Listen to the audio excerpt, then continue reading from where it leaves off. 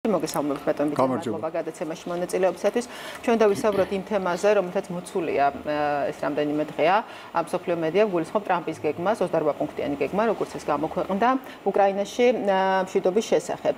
ხედავთ, რომ ეს პუნქტები, რაც არის ჩამოთვლილი და რაც არის ნახსენები ამ გეგმაში, საკმაოდ არაერთგვაროვანი შეფასებებისაგანია. როგორ ხედავთ თქვენ, არის თუ არა ეს ის გეგმა, რომელიც შეიძლება რეალიზდეს და რას იღებს ამ გეგმის მიხედვით ომის მონაწილე ორი მხარე, რუსეთი და ომის მსხვერპლი უკრაინა?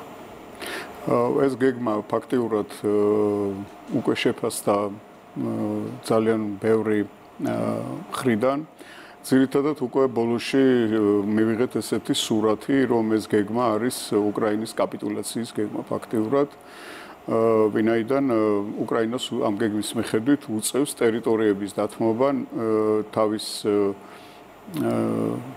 ჯარის სამხედრო ძალების შეზღუდვა უკიდურესად, შეიარაღების შეზღუდვა და ასევე ნატოში გაწევრიანებაზე უარის თქმა. ანუ ყველა ის პუნქტი, რომელიც წამოყენებული იყო ომის დაწყებამდე და რის გულისხმობს დაიწყო ეს ომი, ფაქტიურად შეიცავს ეს 28 პუნქტიანი ხელშეკრულება, თუმცა ომის დაწყებამდე აქ ამხელა ტერიტორიების რუსეთთან მიერთებაზე არ ყოფილა ლაპარაკი, მანამდე რუსეთი მოითხოვდა განსაკუთრებულ სტატუსს ამ ტერიტორიებისათვის და არა პირდაპირ შეერთებას. დღეს უკვე აღიარებულია ამ 28 პუნქტის მიხედვით, თუ დათანხმდება უკრაინა და ევროკავშირის ლიდერები ამ იმას, რა ქვია, 28 პუნქტიან შეთანხმებას, ეს ფაქტიურად ეს ტერიტორიები გადადის რუსეთის შემადგენლობაში. ბატონო, მოდი ახლა ვისაუბროთ ევროკავშირის როლზე და ევროკავშირის სახელმწიფოების პოზიციაზეც. როგორც ვიცით, ონლაინ შეხვედრა მიმდინარეობს დღეს სატელეფონო დიდი ბრიტანეთის, საფრანგეთის, გერმანიის ლიდერების და უკრაინის პრეზიდენტის მონაწილეობით. ზოგადი პოზიცია არის ის, რომ მისი განხორციელება ამ გეგმის უკრაინისა და ევროპის გარეშე არის წარმოუდგენელი. აი, სად არის ევროკავშირი აი ამ პროცესში დღეს?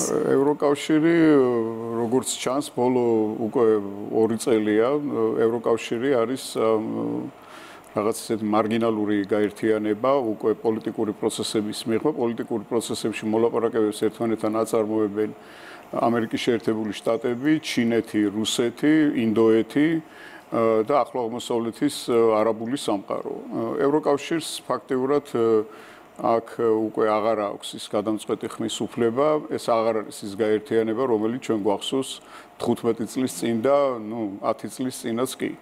მათ აღარ აქვთ უკვე ის გავლენა, თუმცა იმის გავლენა და იმის საშუალება მათ აქვთ, რომ აი ეს სამშვიდობო პროცესი უკვე მესამე ცდა აი აქ ევროპაში მიმდინარე ომის გაჩერებისა მესამე ცდა ჩაშალონ და ჩემი ვარაუდით ისინი ეცდებიან, რომ ეს სამშვიდობო პროცესი არ შედგეს და უკრაინას ყველანაირად წააქეზებენ თითქოს და ფინანსური დახმარებით ან სამხედრო ძალის დახმარებით, რომ ამ სამშვიდობო პროცესზე ზელენსკის მმართველობამ თქვას უარი. ბატონო, შეიძლება რამე კავშირი დავინახოთ იმ კორუფციულ სკანდალსა და აი ამ გეგმის გასაჯაროებას შორის?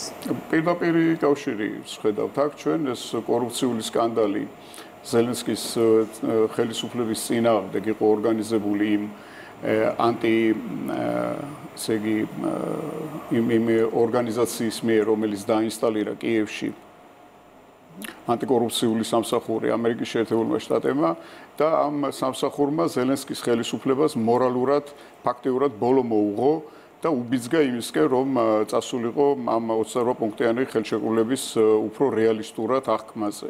ვინაიდან ეს არის მისთვის, ჩემი აზრით, ბოლო შანსი. თუ ამ შანსის კიდევ გაუშვებს ხელიდან, ისე როგორც ეს მოხდა 2022 წლის აპრილში პირველად, შემდეგ უკვე სტამბოლის შეთანხმება მეორე ნაწილი, მაშინაც ფაქტიურად კიევმა თქვა უარი მოლაპარაკებებზე, თუ ახლაც იტყვიან ისინი უარს და დათანხმდებიან ევროკავშირის იმ ავანტიურისტ ლიდერებს, რომლებსაც არც საკუთარი ქვეყნების დაცვის თავი აქვს და არც უკრაინის დაცვის თავი აქვს, მაშინ უკრაინა როგორც სახელმწიფო დადგება დიდი კითხვის ნიშნის ქვეშ.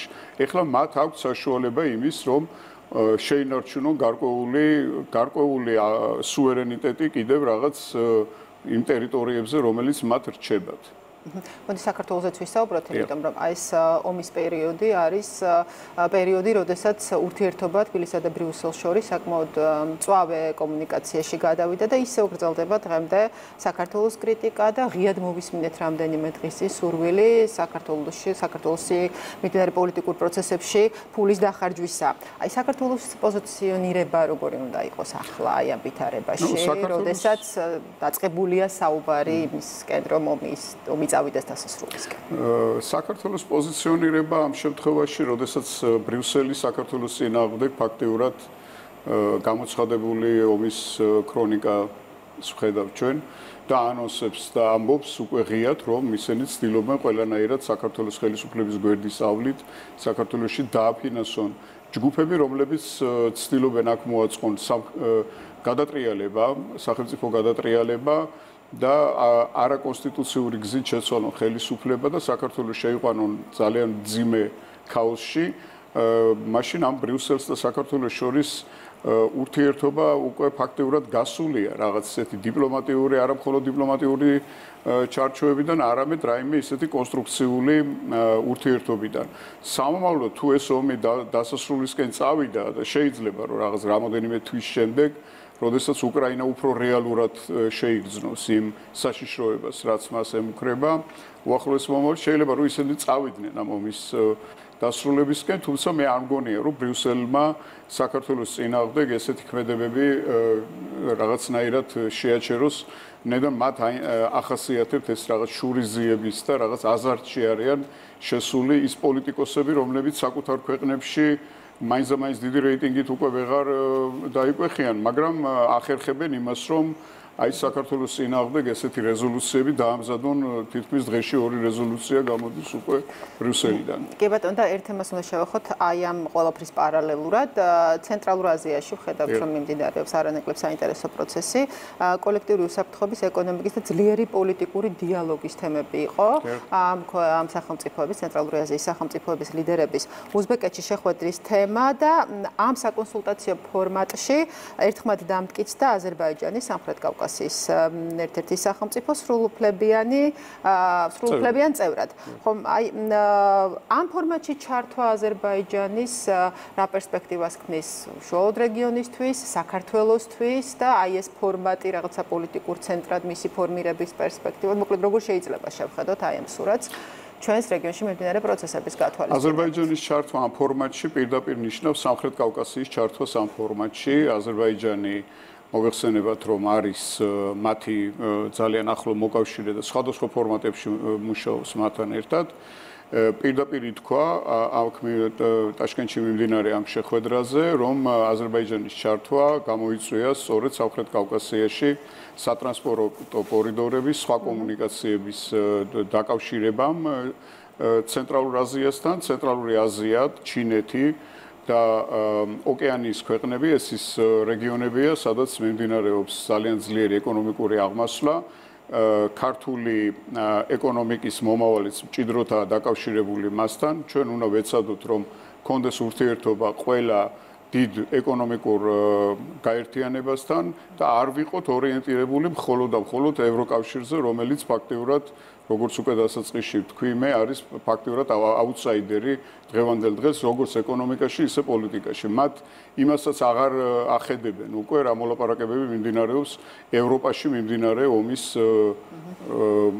ომის შესახებ. ანუ ომი მიდის ევროპაში და ევროპული სახელმწიფოების ლიდერებს უკვე აღარც აცნობენ იმას თუ რა მოლაპარაკებები მიმდინარეობს. ეს კარგად გვანიშნებს ჩვენ იმაზე, რომ საქართველოს უფრო მეტი ყურადღება უნდა მიაქციოს აღმოსავლეთის ბაზრებს, აღმოსავლეთის ეკონომიკურ პარტნიორებს და ჩვენ სტრატეგიულ პარტნიორებს, ისეთებს როგორც არიან შუა აზიის ქვეყნები და ჩინეთი. დიდი მადლობა. მადლობა გადაცემაში მონაწილეობისათვის.